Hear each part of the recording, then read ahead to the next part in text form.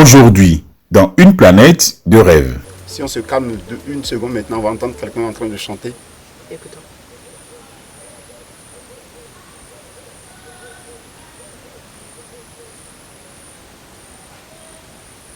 La personne est loin d'ici. Elle n'est pas loin. Une planète de rêve. De rêve. Une planète de rêve. Une planète de rêve. Une planète de rêve. Une planète de rêve. De rêve. De rêve. Nous allons revenir à l'écosystème même de la rivière Noire, la faune.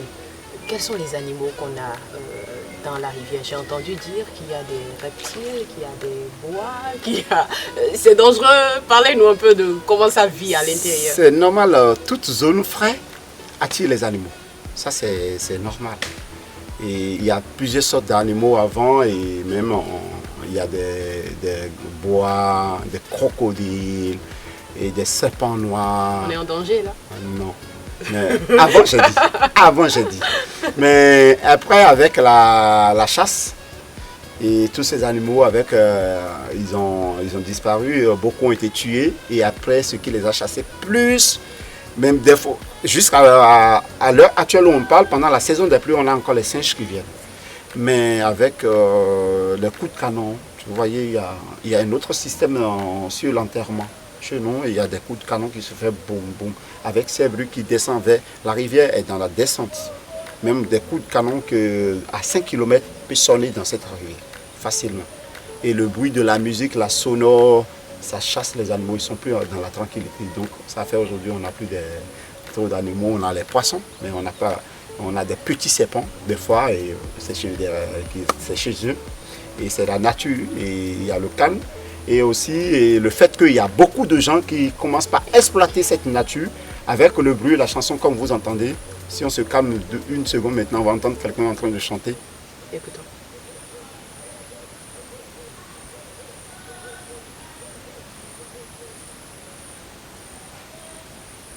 La personne est loin d'ici? Elle n'est pas loin. C'est un jeune qui travaille et il est parti dans le marécage. C'est pourquoi il est parti chercher soit des fagots de bois ou travailler, couper les petites bandes pour servir à son papa ou c'est un grand, je sais, comme la voix une toute petite fille, je ne sais pas si c'est un grand ou un petit. Ouais, donc il est en pleine activité, il travaille. C'est une forêt, il ne peut pas payer un secours en 3 secondes, en 5 secondes qu'il va venir tout de suite. Même s'il y a des gens proches, parce qu'il travaille, il peut y avoir un serpent et si jamais il y a de risque, un petit serpent peut te mordre. Et si tu n'as pas les préventifs à côté, tu peux avoir le risque. Donc comme ça, quand tu travailles dans des forêts, il faut te mettre à chanter ou à faire certains mouvements pour faire éloigner un peu les animaux de toi. Les petits animaux qui peuvent te faire du mal ou te piquer. Et là, ils peuvent facilement s'éloigner. Ce sont des astuces efficaces. C'est des astuces efficaces. Et déjà, ça permet à toute personne qui fait le tour de savoir qu'il y a quelqu'un là. Vous voyez? Parce que aussi, et comme vous voyez, cette marécage aujourd'hui, c'est comme la terre ferme. C'est limité chacun à ses zones de travail. Donc c'est limité, il ne faut pas que tu rentres dans l'autre et que l'autre de l'autre. Donc tu dois respecter. Et là, comme il chante, celui qui passe par là ne dira pas que demain, c'est telle personne que j'ai vue, il a pris par là et qui est parti. Donc vous voyez, ça évite les conflits. Ça évite complètement les conflits. Voilà. Mais à vous entendre, on voit bien l'action anthropique. Comment est-ce que l'homme, de par son comportement, dégrade la nature? Parce qu'il y avait une faune beaucoup plus riche. Avant, on avait des crocodiles et tout. Et les bruits de canon, même dire on est en train de faire un enterrement, on fait les bruits de canon. Cette pollution sonore, parce que pendant les fêtes aussi, la musique et tout, ça perturbe la vie dans cette nature-là. Il faut vraiment que nous soyons engagés pour la protection de nos terres, que nous aimions notre nature pour pouvoir la préserver, n'est-ce pas? Oui, c'est tout à fait normal. Je pense que c'est la plus importante des choses à faire. Mais après, comme on n'est pas équilibré dans le monde, il y en aura beaucoup de travail.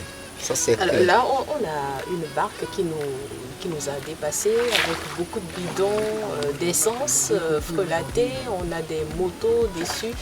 Ça sert de trafic en fait. Exactement. Et là, vous voyez, d'habitude, cette tronçon n'était pas une tronçon de trafic. Et c'était juste une tronçon de traversée pour les bonnes dames et qui quitte l'autre village pour le marché local d'Adjara.